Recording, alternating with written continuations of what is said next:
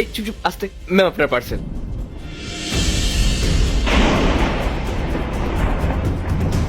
মা,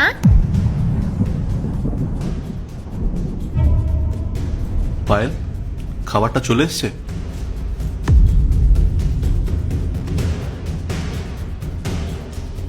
বাহ, ঠিক টাইম মতো চলে এসছে অর্ডারটা।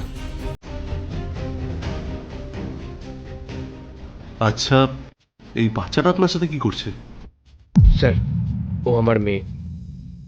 আরে, তুমি এই রোদে গরমে ওকে নিয়ে ঘুরছো কেন? বাড়ি গিয়ে তো রাখতে পারতে মায়ের কাছে।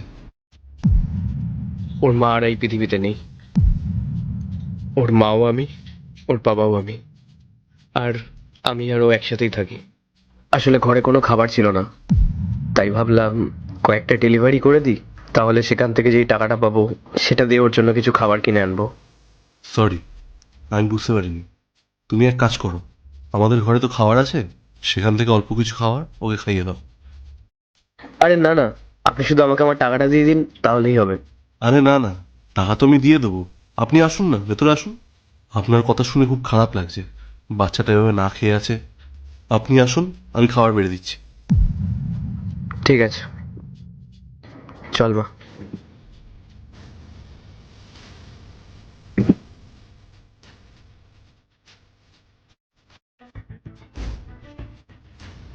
বসুন।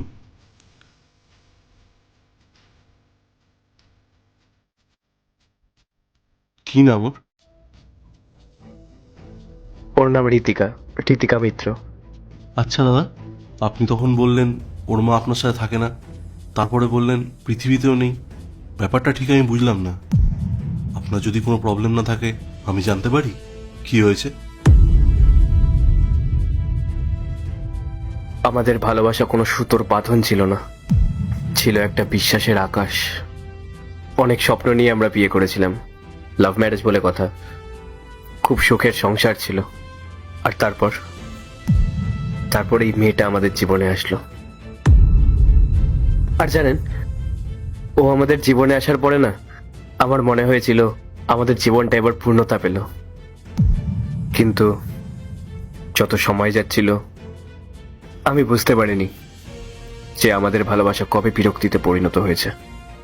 যেই মানুষটার সাথে সারা জীবনটা কাটানোর কথা ছিল, সেই মানুষটা আমাদেরকে সহ্য করতে না পেরে নিষ্ঠুরের মতন আমাদেরকে ছেড়ে অন্য কারোর হাত ধরে চলে গেল। কিন্তু আমাদেরকে ছেড়ে চলে যাওয়ার আগে ও একবারও ভাবলো না এটা, যে এই বাচ্চাটার কি হবে, যার জীবনটাই শুরু হয়েছিল ওর হাত ধরে।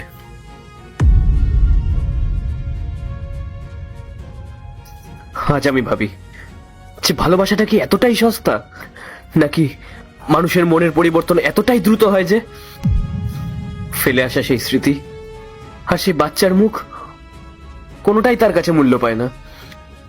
আমি একবার ভেবেছিলাম যে আমি ওর নামে থানায় কমপ্লেন করব, ওকে আমি আইনের কাঠগড়ায় দাঁড় করাবো। কিন্তু তারপরে আমার মাথায় আসলো, যেই মানুষটা আমাদেরকে মন থেকেই মুছে ফেলেছে, তাকে আইনের মারপ্যাচে ফেলে কি হবে? আমি যখন সব ভরসা হারিয়ে আমার পরিবারের কাছে গেলাম, তখন আমি ভেবেছিলাম যে অন্তত ওরা হয়তো বুঝতে পারবে। কিন্তু ওরাও প্রথমে বুঝতে চায়নি। অনেক খারাপ খারাপ কথা বলেছিল।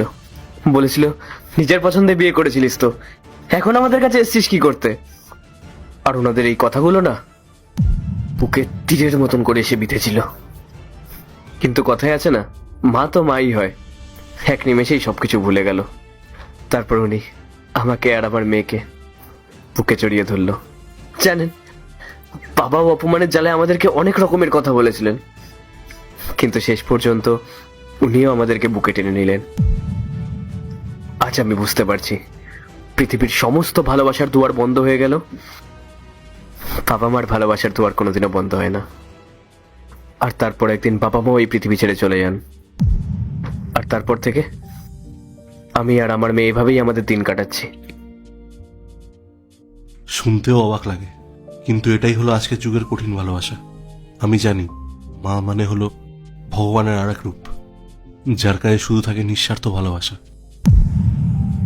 একটা ছোট্ট শিশু যার পৃথিবীটাই শুরু হয়েছে মায়ের মুখ দেখে, কিন্তু সেই মাকে একবারও পেছনে ফিরে তাকালো? নিজের রক্তের বাঁধন, নিজের কোলের সন্তান, সে সবকিছু মুছে দিয়ে চলে গেল অন্য একজনের কাছে নিজের সুখের খোঁজে। আপনি জানেন, ও হলো আমার ওয়াইফ। আমরাও লাভ ম্যারেজ করেছি। ও আমাকে খুব ভালোবাসে, এমনকি ও আমাকে এটাও বলেছে যে কোনোদিনও ছেড়ে যাবে না। কি পায়েল, তুমি তো আমায় কখনো ধোকা দেবে না, তাই তো? না ইন্দ্র, কখনোই না। দেখলেন, আমার ওয়াইফ কোনোদিনও আমার সাথে চিট করবে না। জানেন স্যার, আমার ওয়াইফও না আমাকে ঠিক এই একই রকমের কথা বলতো। দেখতে খুব সহজ সরল। কখনো ভাবিনি যে ও আমাকে এরকম ভাবে ছেড়ে দিয়ে চলে যাবে। ও না আমাকে সব সময় বলতো যে আমাদের জীবনে ভালো সময় আসুক কিংবা খারাপ সময় আসুক, ও কোনোদিনও আমাকে ছেড়ে যাবে না। কিন্তু ও আমাদেরকে ছেড়ে চলে গেল। আমি না সব সময় ভগবানের কাছে প্রার্থনা করি ও যেন সব সময় ভালো থাকে, আর আপনারাও যেন সব সময় ভালো থাকেন। Thank you. আচ্ছা, আমি কথায় কথায় তো ভুলেই গেছিলাম। আপনি একটু বসুন, আমি ওর জন্য খাবার নিয়ে আসছি। পায়েল, একটু ওনাদের খেয়াল রেখো।